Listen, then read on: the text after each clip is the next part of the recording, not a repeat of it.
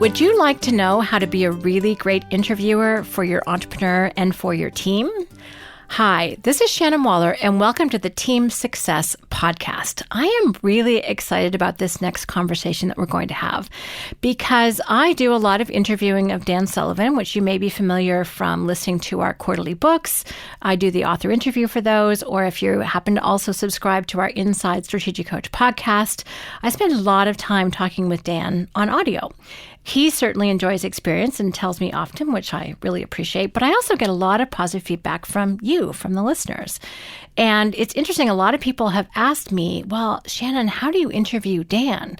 And at first my thought was, actually, I have no idea because I just do it. But then I kind of broke down and started thinking about what, in fact, is my approach. And so I wrote out one of our tools, which we call the impact filter, which I want to walk through with you in terms of what is my mindset, what is my thinking, what is my process as I am interviewing Dan or any of the other fabulous authors that I've had the privilege of working with. Because I am passionate about learning, I am passionate about books. Reading is my number one rejuvenating activity. So the opportunity to interview authors for me is like, yay. First of all, because I get to know them as people, but it also means that I have a great venue for sharing their amazing information with you, with my audience, which makes me very happy. One of my passions is to find and curate phenomenal information that's obviously aligned with what I know works in the world, but also it educates me, I get better, I learn, and then to be able to share that with other people is just one of the things I enjoy most. So now I'm going to kind of peel back the curtain and share with you what my thinking process is when I'm doing this. Now, before I jump into what I'm doing and why I'm doing it and all that good stuff, I want you to think about how you could make use of this information for you. And really, an interview is simply a very particular type of conversation. So for any conversation you might be having, this could be really useful. One of the things I know about a lot of entrepreneurial leaders is they have a lot of phenomenal information in their heads, and they have an enormous amount of difficulty getting that information out. And you could actually be a pivotal person in extracting that information. And I have to tell you, when you help them do that, they will love you. You'll get gold stars. There'll be treats. You'll get lots of acknowledgement and appreciation. There are a lot of wins. Not only that, you'll actually be able to get the information out of them, which might be actually what you're looking for. So it benefits you in terms of the actual information. There's a lot of positive feedback and reinforcement. And frankly, the ability to have a powerful conversation that helps the other person get clearer on their thinking and make that available for other people is just a phenomenal life skill to have. So I was very excited to write this down. So again, think about this. If you'd like your entrepreneur or person that you're working with to write an article or maybe do a podcast or maybe a Facebook Live, any kind of situation where you want to capture some information. If your entrepreneur you know has a book in them and it's been a struggle to get them to do it, interviewing is such a brilliant approach. So many people I know, particularly people with a particular Colby profile, if they initiate in Quick Start, very few people sit down at a blank page and immediately know how to format and write a book that has structure and flow and examples and stories and concepts. That's actually a huge challenge. Very few people, I think, are naturally gifted writers, and those that are, kudos to them. But for a lot of us, we actually kind of discover what we know through conversation. So if you can be the person who really helps to leverage them with that, wonderful. Or you might be the person with the information, and then please feel free to share this conversation with someone that you'd like to interview you. So many of us learn better by speaking, and we communicate better with speaking. And so having a structure for or process for how to get that information out, I just think is really, really useful. So as I mentioned, I'm going to walk through one of Strategic Coach's tools that's one of our absolute favorites. Kind of everything starts with an impact filter in terms of what is the purpose, the importance, and the ideal outcome, the worst and the best outcome, and then the success criteria. So I'm going to walk this through with you, and feel free to take notes because I think it's, again, useful information. Again, you need to go into it with a sense of enthusiasm and excitement and anticipation, and also what we call generous listening. I'll get into that in a little bit more in a moment.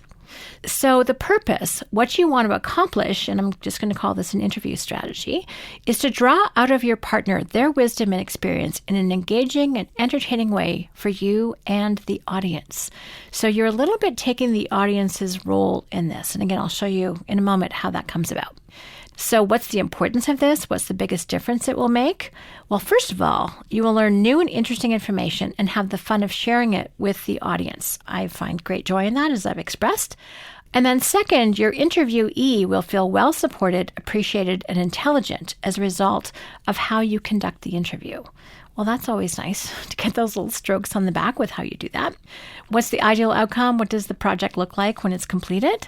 Well, first of all, you have a fun, powerful, interesting, compelling interview or conversation that is informative, fun, and practical. I'm big on that. I'm going to give you some questions about how you can get the practical part of your colleague out of them. You and your audience are excited about what's been shared, and your interviewee feels grateful and excited and smart. You do not want to have your interviewee feel dumb. You want to have them feel intelligent, and there are some ways that you can do that too. So what is the best result as a result of you having this conversation with them? Well, you'll really make your person, your guest, feel like a rock star. And through your amazing ability to listen, they'll open up and share insights that are new even to them. This happens a lot, by the way, with Dan, because we do a whole interview process before the quarterly book is done. And this is actually what provides the transcript for the writers to work on. And it's fun because, for example, one of our most recent books was the Strategy Circle. Well, the Strategy Circle is a tool that Dan created over 30 years ago. It's actually the tool that kicked off the entire company of Strategic Coach, which is pretty cool. And, he hadn't gone back for a while. And as a result of his outline and then me interviewing him on the outline, he came up with new thoughts, which was pretty spectacular, given that I've been working with the Strategy Circle for close to 28 years now. So when people actually are listened to very, very generously, and I'll use that term several times, they actually come up with new and exciting innovations, or they'll make connections they haven't made before. And this is only possible because they're in conversation with you. This is a really cool element of this. You're going to really electrify your audience with their unique thinking and ways of expressing themselves. Your audience will be thrilled with your ability to draw out the best in your person. Well, that sounds pretty cool. That's what to aspire to. Now, what is the worst result if you either do not take action, in other words, you don't interview them, or if it doesn't go well? And I only say this, by the way, the whole point of the best and worst result in the impact filter is to put two different types of emotional fuel in the tank. One is excitement, and that's really the best result. The second is fear. And fear is a powerful motivator, even if we don't particularly enjoy the experience. It's interesting because you actually don't want this to happen, and we will work very, very, very hard to prevent this from happening. So again, let's take advantage of all the fuel sources necessary without dwelling on it or getting yourself too freaked out. And if you're someone who does scare themselves on a regular basis too much, then you might want to, skip forward past this part. If you can look at it from a rational standpoint, you'll kind of get where I'm coming from. So worst case scenario is a flat, boring interview or one that's controversial or polarizing. That's not usually in the best interest of anybody. There's no interesting or relevant information that's shared. Your interviewee does not enjoy the experience and doesn't want to do it again. You don't get what you want, and both of you feel like it's a waste of time. So worst case scenario, it's a waste of time. So it's not the end of the world, but still there's probably other things you would have rather been doing. And someone pointed out to me the other day, you can't actually get that time back, which is a really good point. So now let's look at the success criteria. How do you ensure that best result and prevent the worst from happening? And again, I want you to stay in your rational rather than emotional mind here, because I think this will be fun. So I really looked at what works with Dan. And again, Dan's Dan. So Dan Sullivan, co-founder of Strategic Coach, along with his wife and business partner, Bab Smith. Very intelligent guy. Holy mackerel. Super intelligent. Some of his strengths are ideation and context. And he's brilliant at telling stories and describing where things have come from. And he's got self-assurance in his ideas, so he's confident in them. So he's a unique person, and not everyone is like Dan to interview them. However, I think everyone has genius that they have to share, including your fellow teammates, by the way. So this is particularly useful. So again, this is kind of what I looked at. So the first word, the way that I work with anyone I'm interviewing, so this includes Dan and other authors, is that I'm kind of innocent. Now, that's not a word that gets used very often, especially not in business context. But innocent really means that I don't have something called the curse of knowledge. And the curse of knowledge is this great term that I first learned about from Chip and Dan Heath in a brilliant book on communication called Made to Stick. Highly recommend that. And one of the things I talked about is that so many people have curse of knowledge, which is you've been doing what you've been doing for so long that you forget when you didn't know it. It's very difficult to go back to when you're a layman attempting to do something and you didn't know and bring that to the surface again. In fact, you've kind of forgotten what it was like to be ignorant in this particular topic. Well, what's interesting is I do this even if I know what Dan's talking about, and I've been around Coach for a long time. So I'm very, very familiar with most of the concepts and tools, but I will actually pretend I am the audience and I don't know anything. So I ask questions that are kind of naive on purpose, not stupid. I'll make that distinction. But it's like, oh, well, tell me about this. What does this mean? What's the impact of that? So I'll ask very specific, basic questions like, could you please define? So that we actually get the main thing out of what it is that we're talking about. You know, if it's Dan and me having conversation, we can jump in off the deep end and just swim around there. But I make sure I start the shallow end for people who may not know, you know, a newer audience, so that they can kind of join us there eventually. But I want to make sure I don't leave steps out because I'm very clear that the audience, this may be the first time they're hearing anything from us. Same thing when I'm interviewing any other author. I'm not going to assume that they've read the book. The whole point is to actually get them to go buy the book. So I really try and make sure I help define the terms. A little bit naive. I'm like, oh, wow, that's fascinating. Tell me more about that. So that's kind of how that goes. Now, the second characteristic, in addition to being innocent, and you can probably tell already, is I am very enthusiastic. Please do not underestimate the value of being enthusiastic. So this is not just you going, okay, checking off a box in your head. Okay, this is good. This is good. You know, don't just come at it intellectually, come at it emotionally. When Dan does something or another author does something fabulous, I'm like, thumbs up, because I like to make sure I can see people, and I smile. Now, if you're doing an audio interview, like this one now, you actually can't make too many exclamations because they have to get edited out. That creates more work. So you kind of do it with gestures. You're like, or you mouth it like, wow, you know, something like that really quietly so that the person really gets it at an energetic body language level that what they're saying is very exciting. Now, I want you to think about, pretend I was interviewing you for just a moment and I responded pretty enthusiastically to something you just said. Well, the natural human response is to want to give me more of that. You're like, oh, wow, she really liked that. I wonder if she liked this too. You know, we kind of do that subconsciously. So enthusiasm is incredibly important. That positive response. You want to tell your face, as my mother tells me often.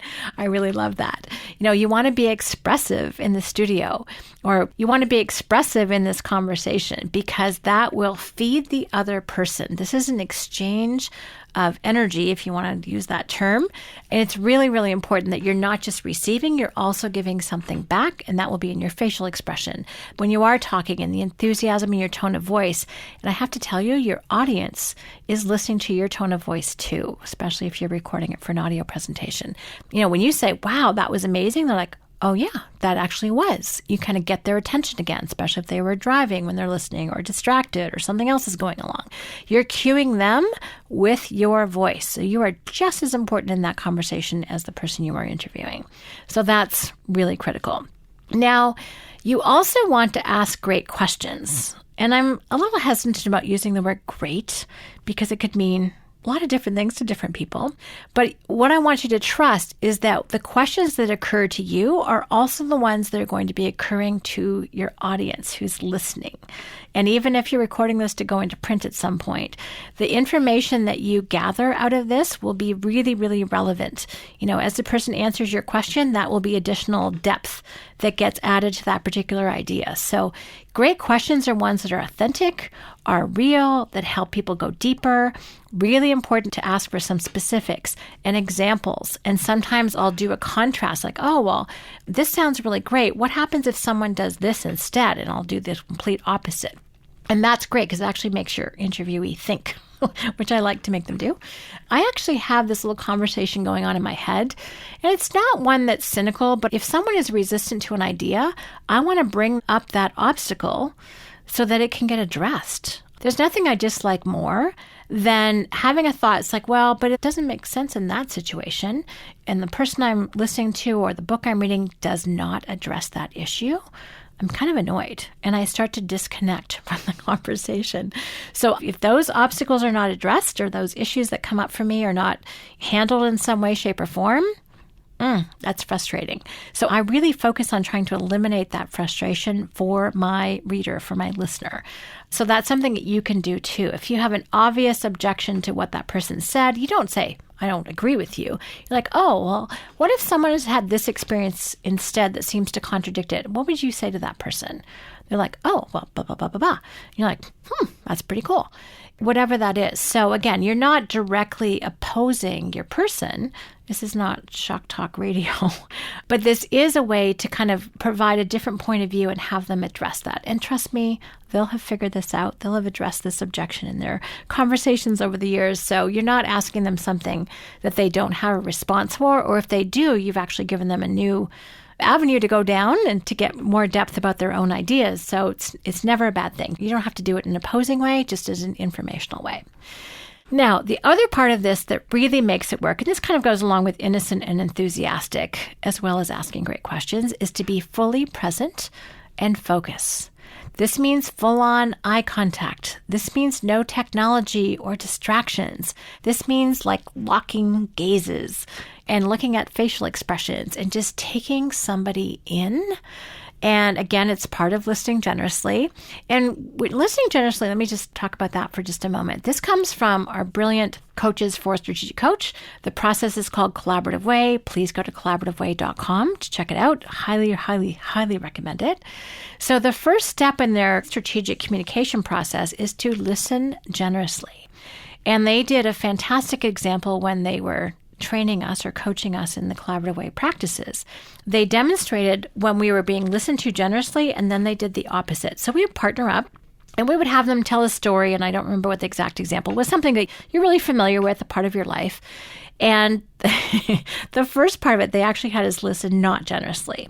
So the coaching was to not listen generously. In other words, to be as distracted as possible. So here's what happened. People would look at their fingernails. They would interrupt with something. Oh, by the way, do you know what time it is? I think I've got something happening in about 5 minutes.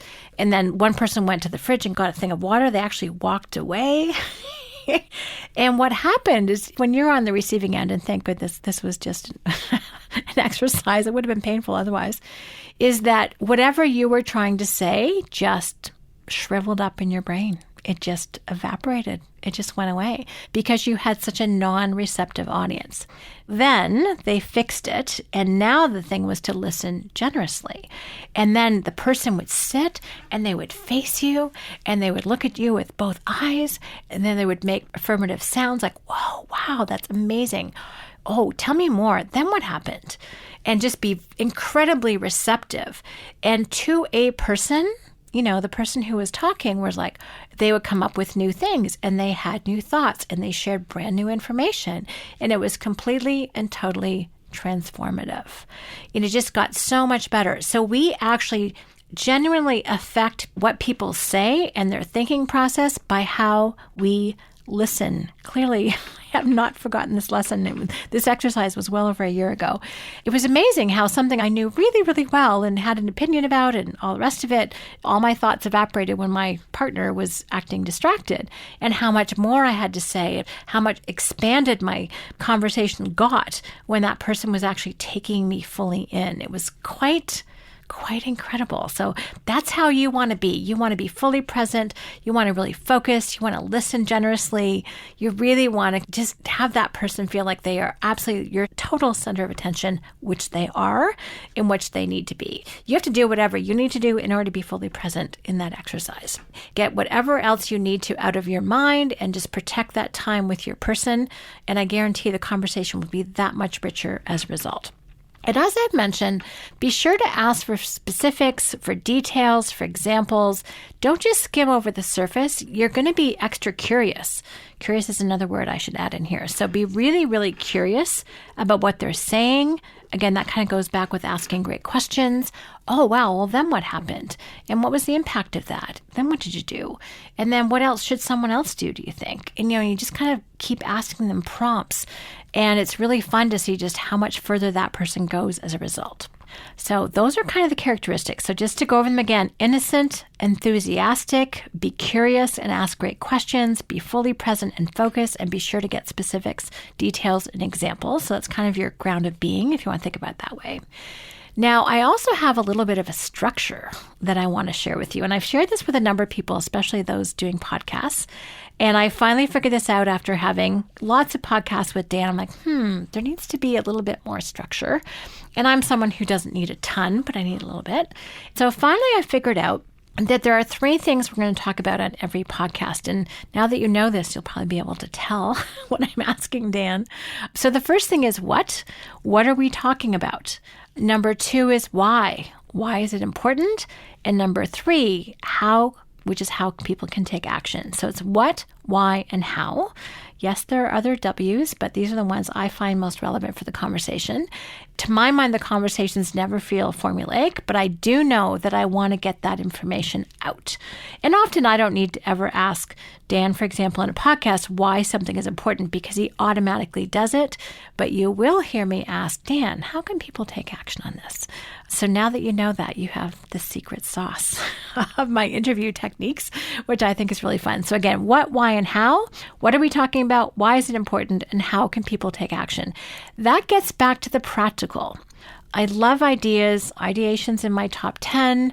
It's something that's important to me from a StrengthsFinder standpoint. But unless I know what I can do with this, or I can start somewhere, especially if it's a big idea, what's the first small step I can take? It's frustrating for me. So I really focus on getting practical. How can people take action right away? How can they leave this conversation? How can they leave this book? How can they leave this article? How can they leave this conversation? Knowing what to do next. And I love that because it gets people into motion. And when people are in motion, they're learning, they're doing, they're making a contribution, they're experimenting, they're testing, they're getting smarter. If you just think about stuff and it doesn't impact anybody else, it's nice for you. But it isn't until you test it against the world and take action that anything really happens. And obviously that's my bias, probably is yours too. Now, 2 other little kind of bonus things that I think of. One of the things that I do often, particularly with kind of big thinkers, of which Dan is one, is I do what I call strategic summarizing. I provide the bottom line, especially if something's gone on for a little bit. I'll try and bring it home a little bit. And I really like to do it periodically throughout a conversation to say, okay, if I understand correctly, is this what I'm hearing? Is this what there is to do? Is this how I should be thinking about this? Is this how our audience can take this and do something with it? And they'll agree or not, or add or subtract, all of those kinds of things. So that strategic summarizing is very useful for kind of bringing it home periodically. The other one is to have a good time. So I've mentioned the word fun in my success criteria a little bit earlier in terms of the ideal result. Well, fun includes, if something is funny, laugh. I actually had someone today compliment me on my laugh, which I thought was really fun, because if something's funny, enjoy it. Give your audience permission that they can enjoy something too. It's a little bit like when the hosts of the party are having a good time, the people who are attending the party will also be having a good time. So if you think about yourself as a host and you're having fun and you're laughing when it's appropriate, then I guarantee it will lighten everything up. It adds phenomenal energy. And in audio presentations, that's kind of a gift. So again, have some fun, be playful again, if that's appropriate. Enjoy yourself, share your humor. It doesn't have to be all formal and serious. Make it real, make it genuine, make it authentic. And as you do that, you'll find that the person in front of you just blossoms with energy and information and valuable insights and new thoughts that they haven't even thought before.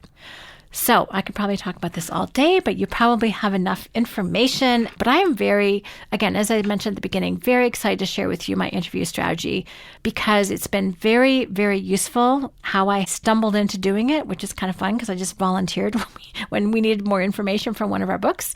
And it's been an absolute joy. It is so much fun to be that person, to be on the receiving end of such great information and really feel like a co-creator. I know I have a pivotal role in that. And I really want that for other people too. I want you to feel confident and successful about how to extract great information from all of the incredibly wise people around us. And also maybe this could be great coaching for someone who could interview you on all of your great information. So I hope this has been really helpful. When to use this is when you've got someone around you or yourself with really great info, but sitting down with a blank piece of paper or a blank screen is not really the best way to get that information out, then having a powerful, conscious conversation can absolutely be the best way to get this great information out and available to a wider audience. I hope this has been really useful. Thank you so much for listening. If you have any questions or comments, I'd love getting them at questions@strategiccoach.com. And as always, here's to your team success. The Team Success video series is a brand new online learning platform to give your team the tools to thrive in an entrepreneurial business. Whether you have 5 team members or 500, Shannon Waller provides expert strategies for confidence, harmony, and success. You're just one click away at teamsuccessvideoseries.com.